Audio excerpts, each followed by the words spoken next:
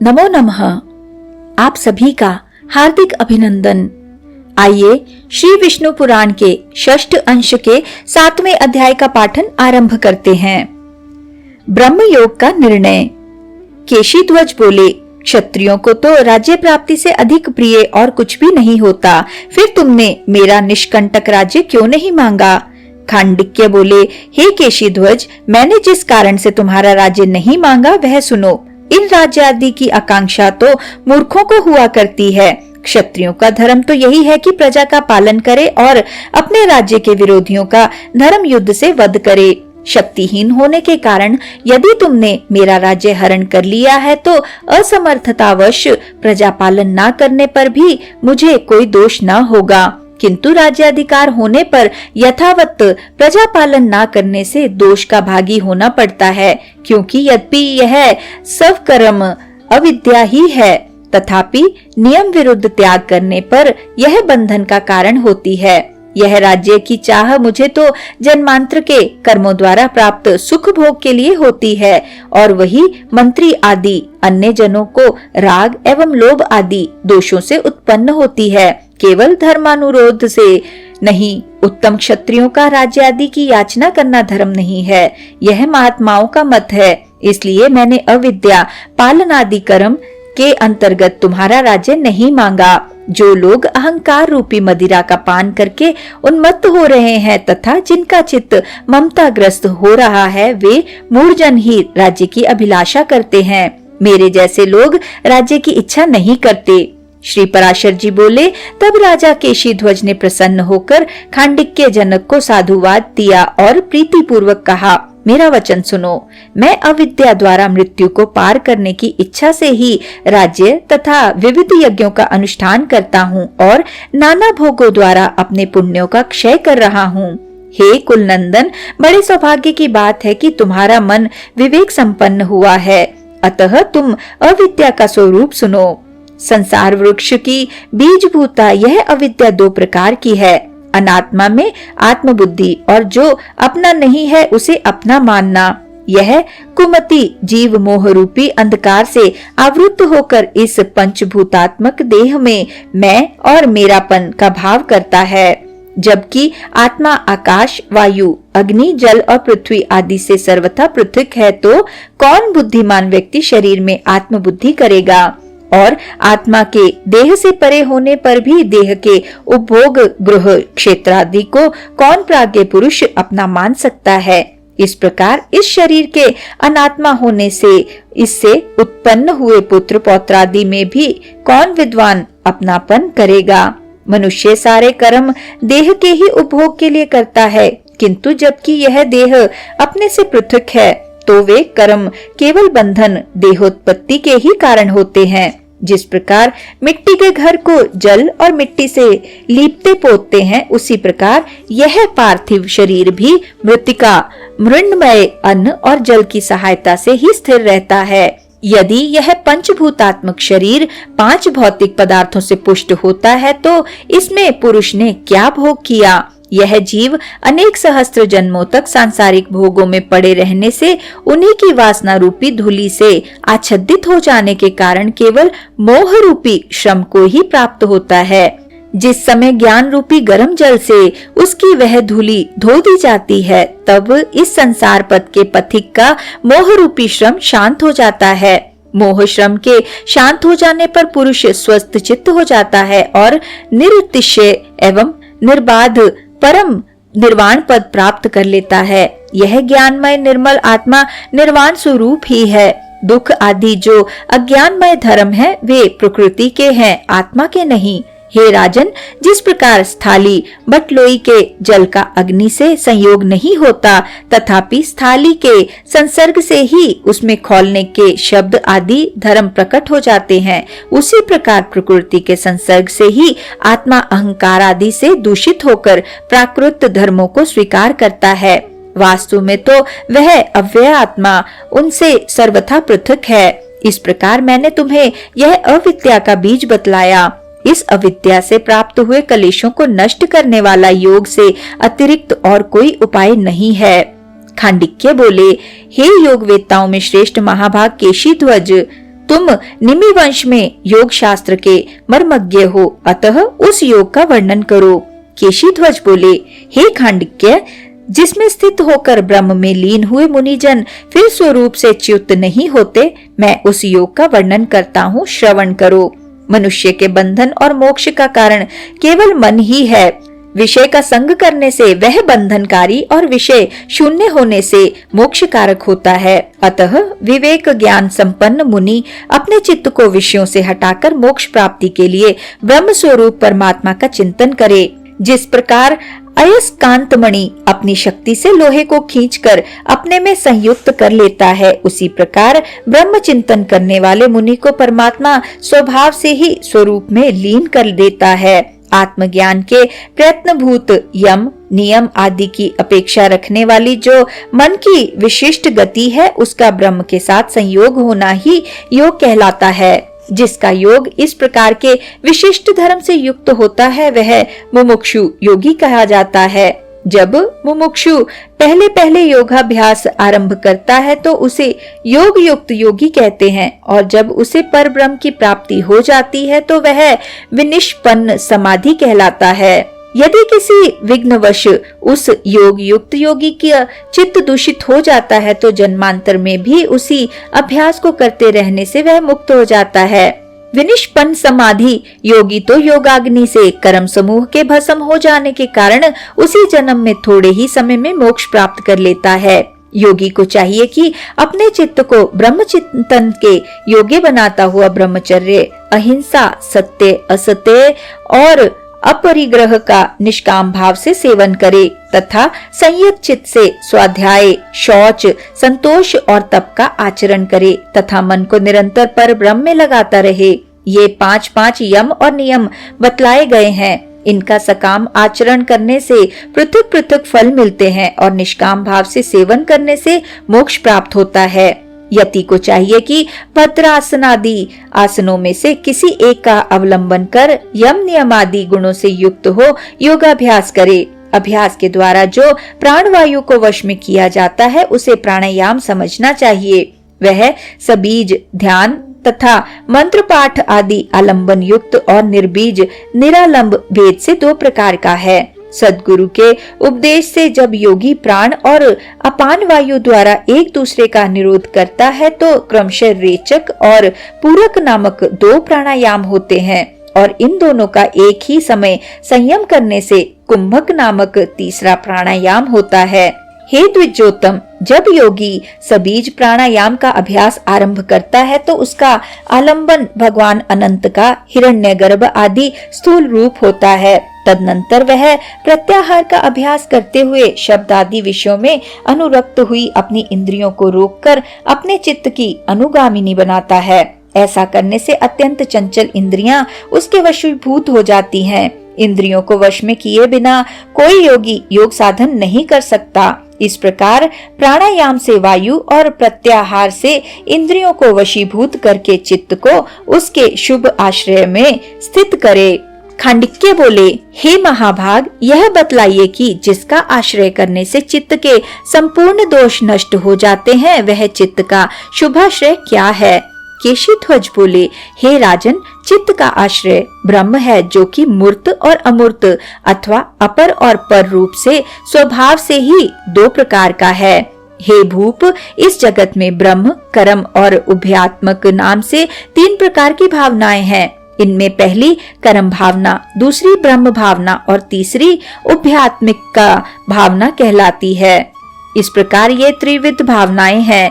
सनंदन आदि मुनिजन ब्रह्म भावना से युक्त हैं और देवताओं से लेकर स्थावर जंगम पर्यंत समस्त प्राणी कर्म भावना युक्त हैं तथा स्वरूप विषयक बोध और स्वर्गादि विषयक अधिकार से युक्त हिरण्यगर्भादि में ब्रह्म कर्ममयी उभयात्मिक का भावना है। हे राजन, जब तक विशेष ज्ञान के हेतु कर्म क्षीण नहीं होते तभी तक अहंकार आदि भेद के कारण भिन्न दृष्टि रखने वाले मनुष्यों को ब्रह्म और जगत की भिन्नता प्रतीत होती है, जिसमें संपूर्ण भेद शांत हो जाते हैं। जो सत्ता मात्र और वाणी का अविषय है तथा स्वयं ही अनुभव करने योग्य है वही ब्रह्म ज्ञान कहलाता है। वही परमात्मा विष्णु का अरूप नामक परम रूप है, जो उनके विश्व रूप से विलक्षण है। हे राजन, योगाभ्यासी जन पहले पहल उस रूप का चिंतन नहीं कर सकते, इसलिए उन्हें श्री हरि के विश्वमय स्थूल रूप का ही चिंतन करना चाहिए।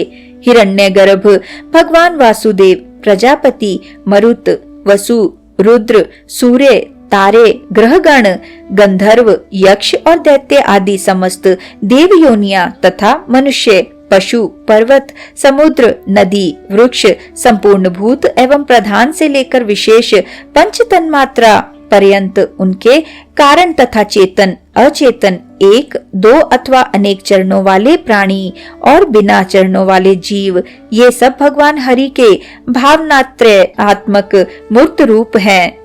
यह संपूर्ण चराचर जगत पर ब्रह्म स्वरूप भगवान विष्णु का उनकी शक्ति से संपन्न विश्व नामक रूप है। विष्णु शक्ति परा है, क्षेत्रज्ञ नामक शक्ति अपरा और कर्म नाम की तीसरी शक्ति अविद्या कहलाती है।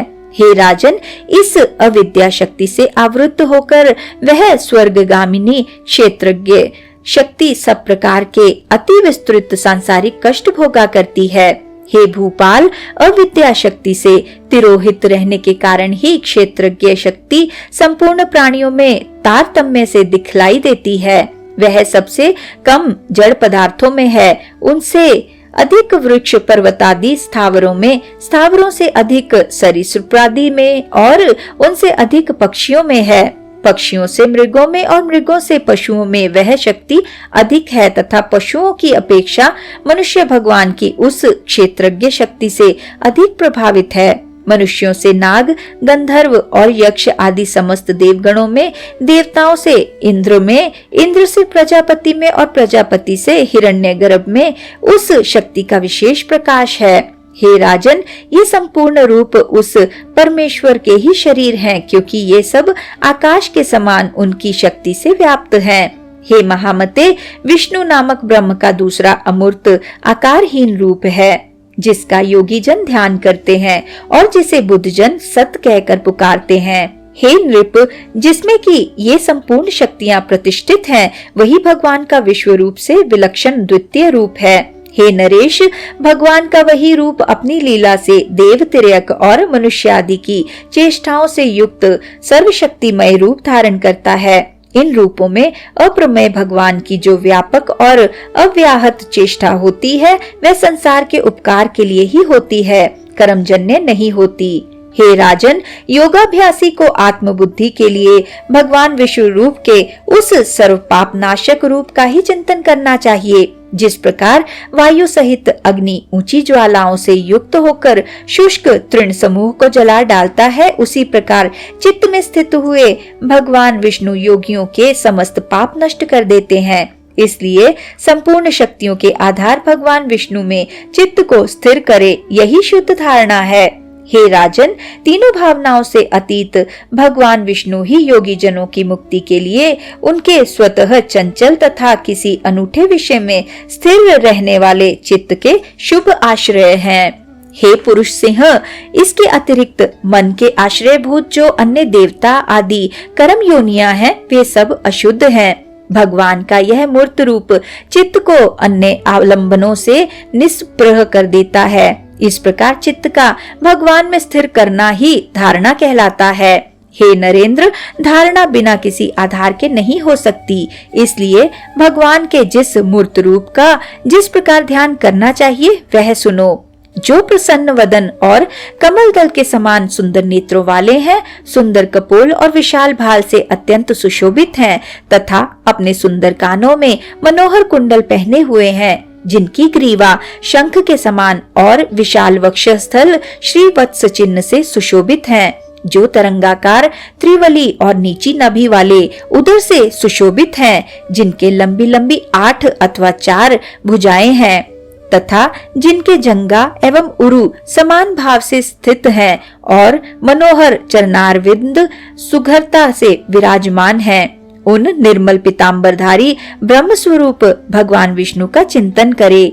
हे राजन, किरीट, हार, केयूर और कटक आदि आभूषणों से विभूषित शांग्र धनुष, शंख, गदा, खड्ग, चक्र और अक्ष माला से युक्त वरद और अभियुक्त हाथों वाले तथा अंगुलियों में धारण की हुई रत्नमयी मुद्रिका से शोभायमान भगवान के दिव्य रूप का योगी को अपना चित्त एकाग्र करके तन्मय भाव से तब तक चिंतन करना चाहिए जब तक यह धारणा दृढ़ न हो जाए। जब चलते फिरते, उठते बैठते अथवा स्वेच्छानुकूल कोई और कर्म करते हुए भी ध्येय मूर्ति अपने चित्त से दूर ना हो तो इसे सिद्ध हुई माननी चाहिए। इसके दृढ़ होने पर बुद्धिमान व्यक्ति शंख, चक्र, गदा और शांग्र आदि से रहित भगवान के स्फटिकाक्ष माला और यज्ञोपवीतधारी शांत स्वरूप का चिंतन करे। जब यह धारणा भी पूर्ववत स्थिर हो जाए तो भगवान के किरीट, केयूर आदि आभूषणों से रहित रूप का स्मरण करे।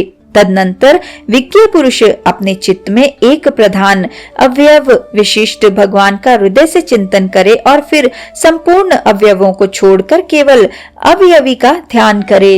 हे राजन, जिसमें परमेश्वर के रूप की ही प्रतीति होती है, ऐसी जो विषयांतर की सुप्रहा से रहित एक अनवरत धारा है, उसे ही ध्यान कहते हैं। यह अपने से पूर्व यम नियम आदि 6 अंगों से निष्पन्न होता है। उस ध्येय पदार्थ का ही जो मन के द्वारा ध्यान से सिद्ध होने योग्य कल्पनाहीन ध्याता ध्येय और ध्यान के भेद से रहित स्वरूप ग्रहण किया जाता है, उसे ही समाधि कहते हैं।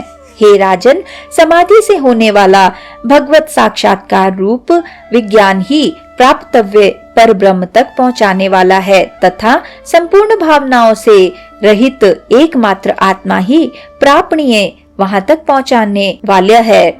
मुक्ति लाभ में क्षेत्रज्ञ करता है और ज्ञान करण है। ज्ञान रूपी करण के द्वारा क्षेत्रज्ञ के मुक्ति रूपी कार्य को सिद्ध करके वह विज्ञान कृतकृत्य होकर निवृत्त हो जाता है।